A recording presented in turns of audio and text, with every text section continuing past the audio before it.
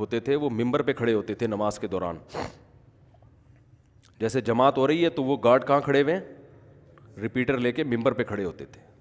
اصل تو پہرے کا طریقہ ہی ممبر پہ سب نظر آتے ہیں نا, تو اس پہ لوگوں نے بہت اعتراضات کیے, یہ کیسے بزرگ ہیں, ان کو تو اللہ پہ توکل ہی نہیں ہے, نماز ہو رہی ہے اور گارڈ سامنے کھڑا ہوا ہے ممبر پہ. تو ہمارے یہاں سینس لیس باتیں کرنا دینداروں کا بعض دینداروں کا ایک شعار بن چکا ہے. بھائی پہلے جان ہے تو ممبر پہ کیا, اگر وہ اور بھی کسی اونچی جگہ پہ کھڑے کرنا ضروری ہو تو وہاں بھی پہلے جان ہے نا.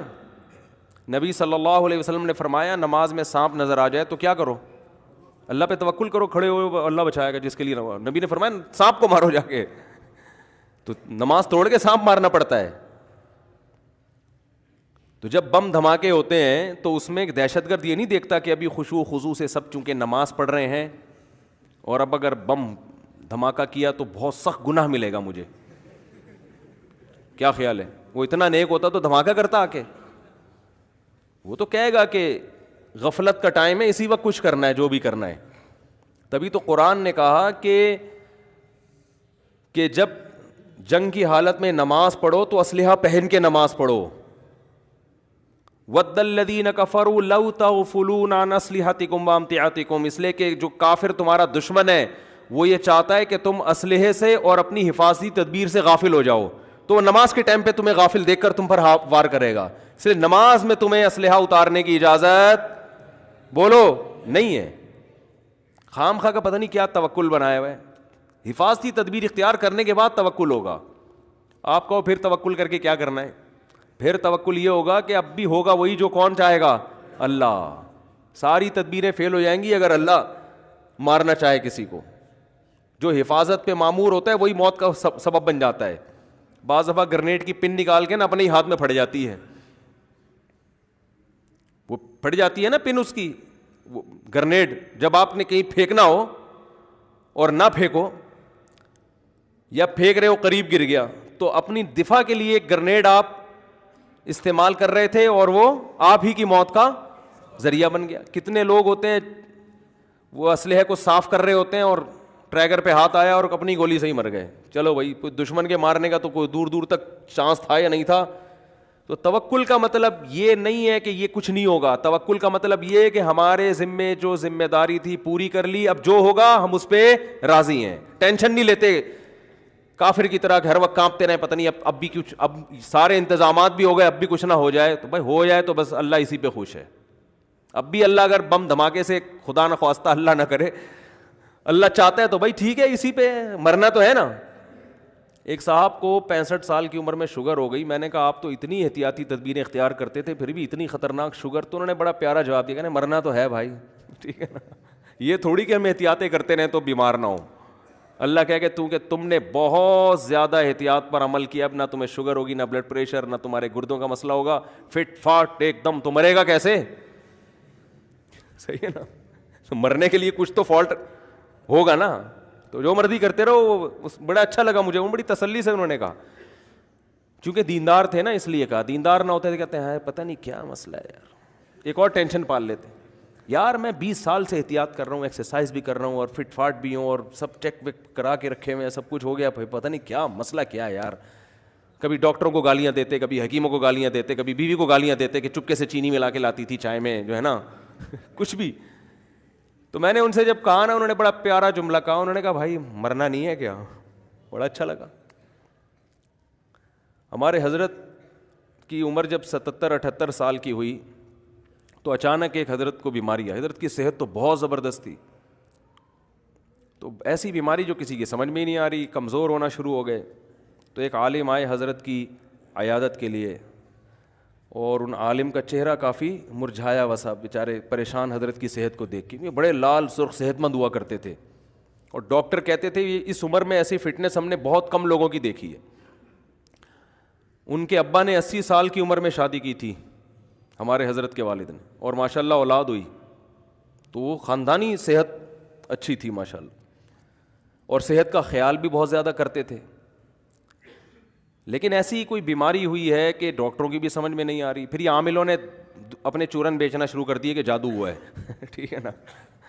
حضرت فرمایا جو کہتا ہے نا جادو ہوا ہے ذرا میرے سامنے لے کر آؤ اس کو. تو ایک عالم آئے, انہوں نے بہت ان کے چہرے پہ غم کے آثار کہ آپ کافی پریشان لگ رہے ہیں. تو حضرت نے فرمایا کہ مجھے تو آپ پہ تعجب ہو رہا ہے, 78 سال میں بھی ہم بیمار نہیں ہوں گے تو اب آگے بھی تو جانا ہے نا. تو حضرت نے الٹا ان کو ڈانٹنا شروع کر دیا کہ اتنی ٹینشن لینے کی کیا ضرورت ہے بھائی, 78 سال کے ہو گئے بس, اب اللہ ایک آدھی سے زیادہ صدی, ہم نے پون صدی کہتے تھے, 75 سال میں پون صدی ہو جائے نا, پون صدی ہم نے دیکھ لی ہے, اب کیا, اب بھی نہیں ہوں گے تو کب ہوں گے. تو ایسے خوش دین نہ ہوتا یا صبر کا جذبہ نہ ہوتا تو پھر کیا ہوتا, کوئی آتا ہے آپ ایسے تو ایک دم پھوٹ پھوٹ کے اس سے لپٹ کے رونا, ایسا ہی ہوتا ہے نا کہ تو رو رہا ہے تو اب اور رلا مجھے, بجائے اس کو تسلی دینے کے اور پھوٹ پھوٹ کے, ہاں کیا کریں. ابھی تو میں نے 2 پلاٹ خریدے ہیں, ان کی قیمت نہیں بڑھی, آدھا ڈرامہ دیکھا تھا آدھا رہ گیا. ایک خاتون کے میاں کا انتقال ہو گیا تو عورتیں تعزیت کے لیے جاتی ہیں نا کہ آپ کے میاں مر گئے. یہ اب جدید دور میں یہ اس طرح کی تعزیتیں ہوا کریں گی کیونکہ بڑے مسئلے ڈرامے ہیں. اب بڑے مسئلے یہ نہیں ہے کہ بچیوں کی شادیاں بھی اب لوگوں کے لیے مسئلہ نہیں ہے, خود ہی ان کو کہہ دیا بھائی جاؤ اپنا بوائے فرینڈ بناؤ, شادی کرو, ہماری ٹینشن نہیں. اس طرح کا کلچر اب معاشرے میں آہستہ آہستہ آ رہا ہے کہ ہماری ٹینشن نہیں ہے, جاؤ بھائی جو مرضی کرنا ہے کرو. یہ تو پرانے زمانے میں سوچا کرتے تھے, ابا کے سر کے بال گر جاتے تھے بیٹیوں کا سوچ سوچ کے. اب تو ٹینشن اور قسم کی ٹینشن ہے.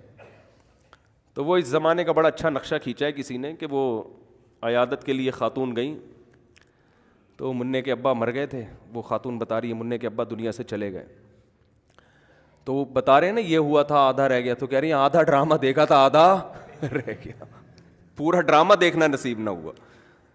ارطغرل کی کتنی قسطیں ہیں مجھے تو نہیں پتا, 5 قسطیں, 75 قسطیں ہیں. ابے جلدی سے بتا دو, ہم کون سا کوئی گوگل پہ لکھیں گے. ایک میں 75 ہوں, 74 قسطیں دیکھی تھی, 75 بھی رہ گئی. ٹھیک ہے نا, کتنا غم ہوگا ہے نا. تو خیر جلدی سے بات کو سمیٹ کے ختم کروں میں. ٹاپک جو اب موضوع ہوتا ہے اس سے ہم دائیں بائیں بہت چلے جاتے ہیں.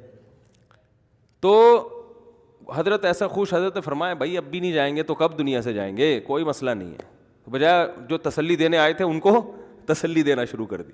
بچیوں کی شادیاں بھی اب لوگوں کے لیے مسئلہ نہیں ہے, خود ہی ان کو کہہ دیا بھائی جاؤ اپنا بوائے فرینڈ بناؤ, شادی کرو, ہماری ٹینشن نہیں. اس طرح کا کلچر اب معاشرے میں آہستہ آہستہ آ رہا ہے کہ ہماری ٹینشن نہیں ہے, جاؤ بھائی جو مرضی کرنا ہے کرو. یہ تو پرانے زمانے میں سوچا کرتے تھے, ابا کے سر کے بال گر جاتے تھے بیٹیوں کا سوچ سوچ کے. اب تو ٹینشن اور قسم کی ٹینشن ہے. تو وہ اس زمانے کا بڑا اچھا نقشہ کھینچا ہے کسی نے کہ وہ عیادت کے لیے خاتون گئیں تو منع کے ابا مر گئے تھے. وہ خاتون بتا رہی ہے منع کے ابا دنیا سے چلے گئے. تو وہ بتا رہے ہیں نا یہ ہوا تھا آدھا رہ گیا, تو کہہ رہی ہیں آدھا ڈرامہ دیکھا تھا آدھا رہ گیا, پورا ڈرامہ دیکھنا نصیب نہ ہوا. ارطغرل کی کتنی قسطیں ہیں مجھے تو نہیں پتا, 5 قسطیں, 75 قسطیں ہیں. ابے جلدی سے بتا دو, ہم کون سا کوئی گوگل پہ لکھیں گے. ایک میں 75 ہوں, 74 قسطیں دیکھی تھی, 75 بھی رہ گئی. ٹھیک ہے نا, کتنا غم ہوگا ہے نا. تو خیر جلدی سے بات کو سمیٹ کے ختم کروں میں. ٹاپک جو اب موضوع ہوتا ہے اس سے ہم دائیں بائیں بہت چلے جاتے ہیں. تو حضرت ایسا خوش, حضرت نے فرمایا بھائی اب بھی نہیں جائیں گے تو کب دنیا سے جائیں گے, کوئی مسئلہ نہیں ہے. بجائے جو تسلی دینے آئے تھے ان کو تسلی دینا شروع کر دی.